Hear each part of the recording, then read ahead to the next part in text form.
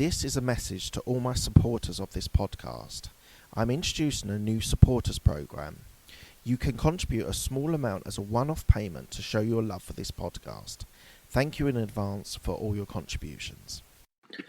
Hello, my name's Mark Hayward. I'm doing my podcast, which is called Thoughts, Ideas and Comments. So today I'm going to speak specifically to people that are in careers. I know we've talked a lot about entrepreneurials and leadership and how to be a good leader, but we're talking to people today that are always going to be the people that are in careers and are in jobs and want to be able to move up the ladder.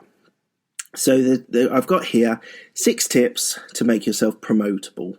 So the idea is that we're able to get you in the right position with these tips and hints that will make you in the best place to be able to get promoted at your next time. If you're in a corporate career, that might be once a year.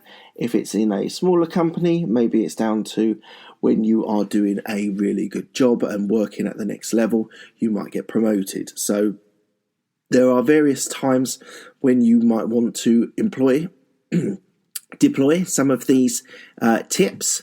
They might be the one thing I would say from experience is that you need to be able to perform the whole year if you're doing it on a yearly cycle.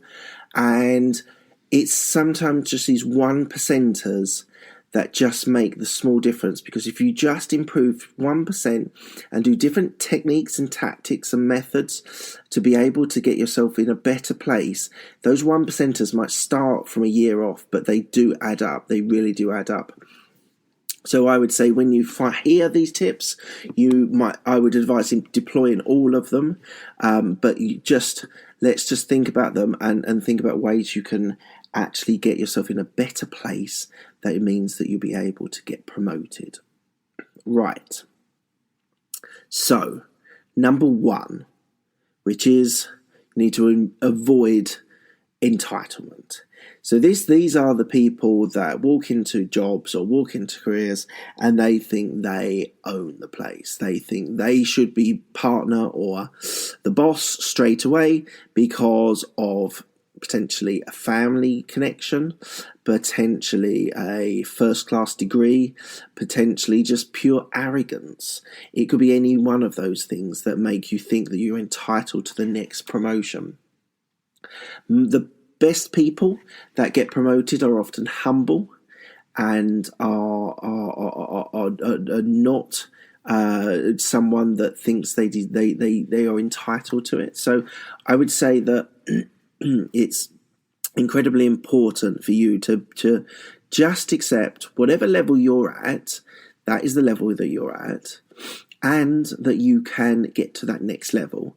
Not that you should be a decision maker after your first day, because there's a lot of things that you need to learn on the job. Even if you had a business and a finance degree and you're going into a payroll job or something like that, you're not going to be the boss after day 1, even if you've got all the skills or the knowledge, because I don't think you would have the skills on day 1.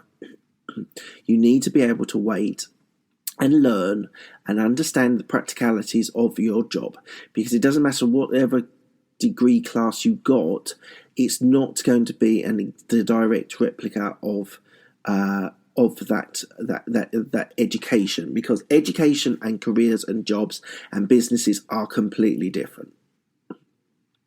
Mainly, degrees do not prepare you enough for jobs and careers. So I actually think it's something that's massively lacking in the education structure, especially in degree, where they just advise you. Really, let's be honest, there's a lot of advice through whole of education where you go from your GCSEs to A-levels. There's no business course. There's no understanding.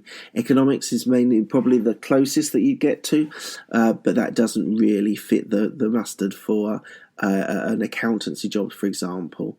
So I would say there's a lot of skills that you need to be able to acquire, and they are things that you need to be able to acquire over time.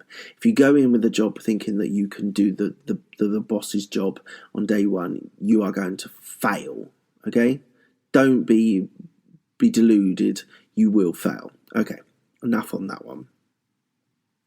So you got to know why you deserve a promotion.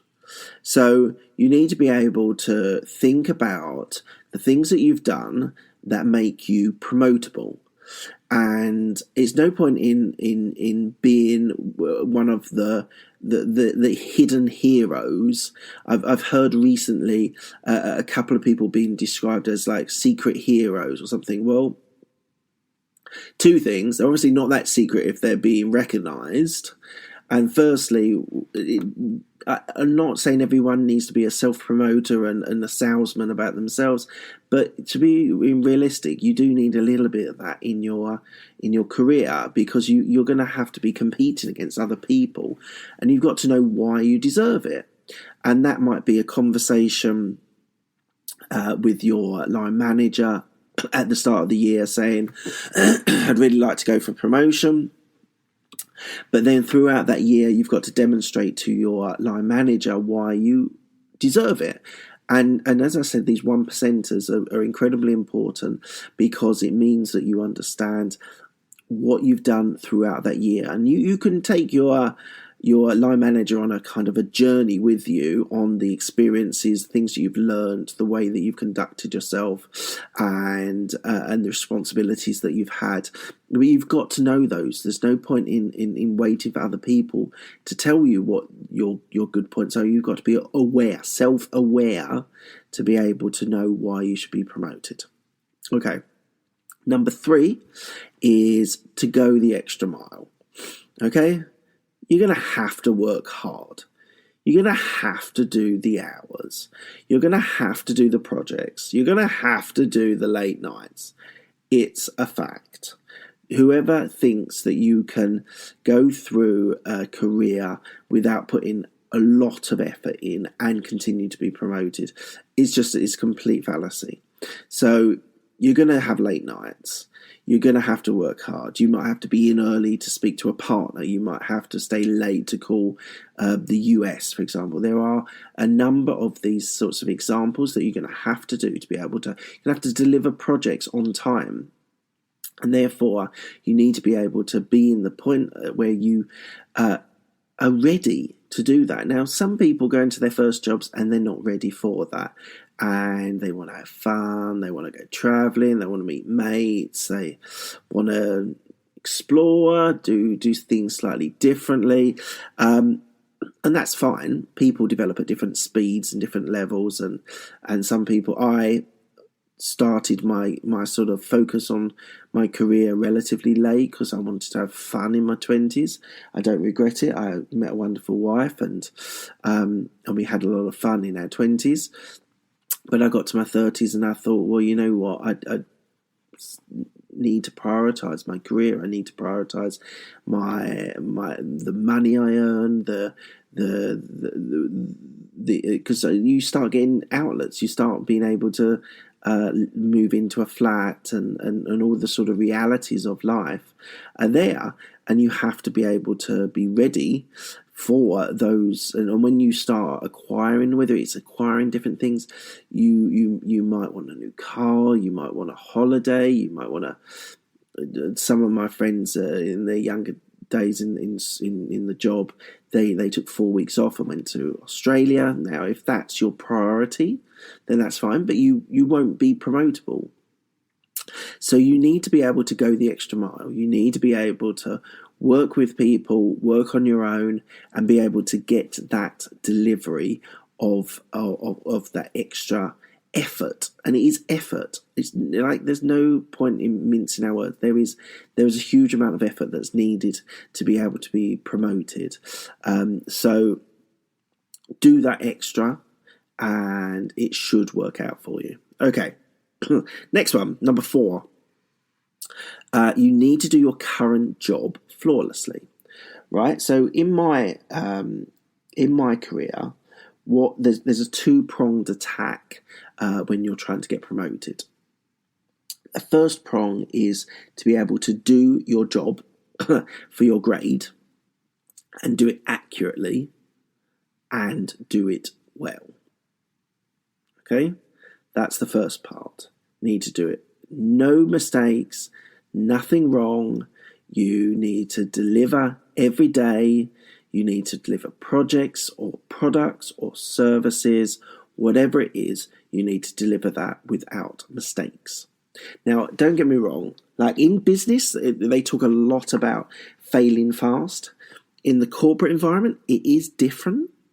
And I think you need to be able to respect that and understand that, because you do need to do this thoughtlessly. You cannot be making big mistakes, because the moment you start making those mistakes, the moment your promotion will be gone. So you need to be able to deliver the position that you're on very, very, very well. Now that's usually that's in some companies, that's enough. You've proved yourself you can do the job, you're then stretched to do the next job. In my particular environment, which for me I think is a little bit tougher than maybe other environments, you need to be able to perform at the grade above and do that for a period of time before you get promoted. Now, some people think that's unfair, some people think that's not good. I am now probably brainwashed, that's probably the wrong word, but I'm conditioned now just to accept that, and that is the way that you need to do to be able to prove yourself.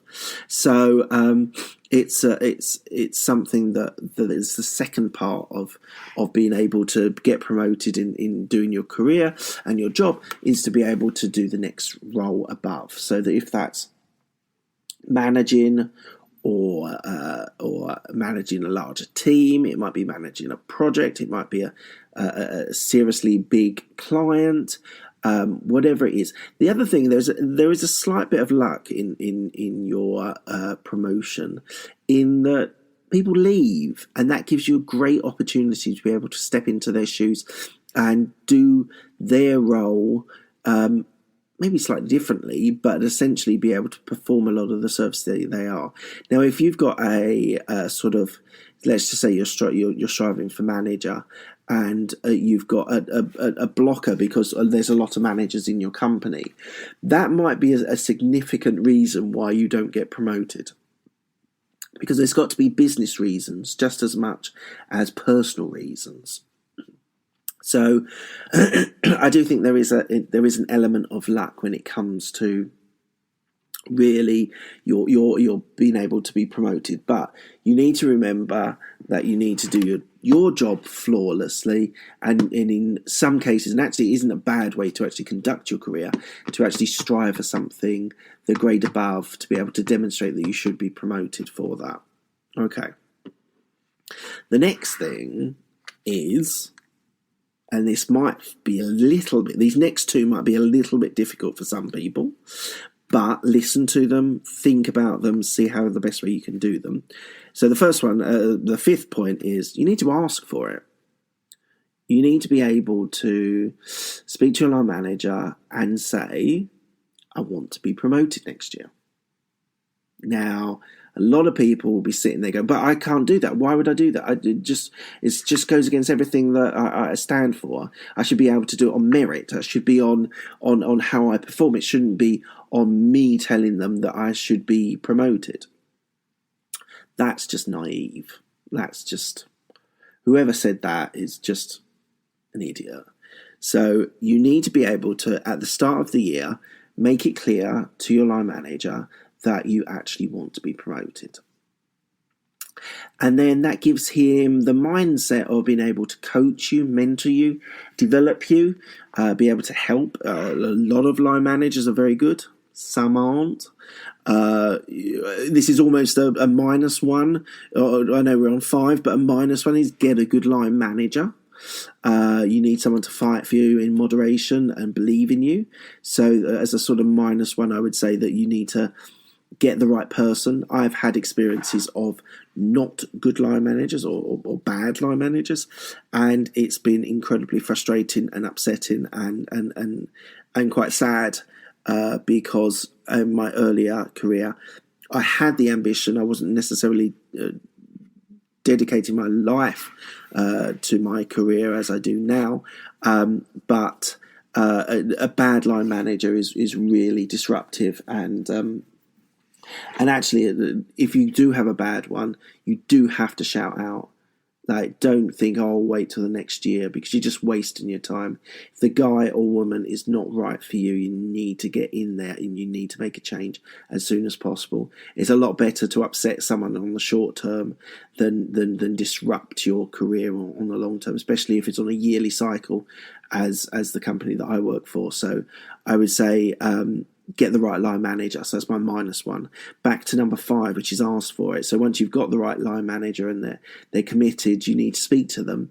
Now, there's a difference between speaking to them every time you talk to that person, talking to them about your promotion. That is not going to go down very well. Okay, but it does need to be thought about, and you need to be, in your mind, you need to be demonstrating that you are doing your job flawlessly and you're doing the job above. But you need to be able to make clear that he knows what you want to do, because without that, you're just not going to get anywhere, because he might be thinking completely differently, and you won't deliver what you need to do. So number 5 is you need to ask for it. Now, I know it's going to be hard, but think about strategies and ways of being able to do that.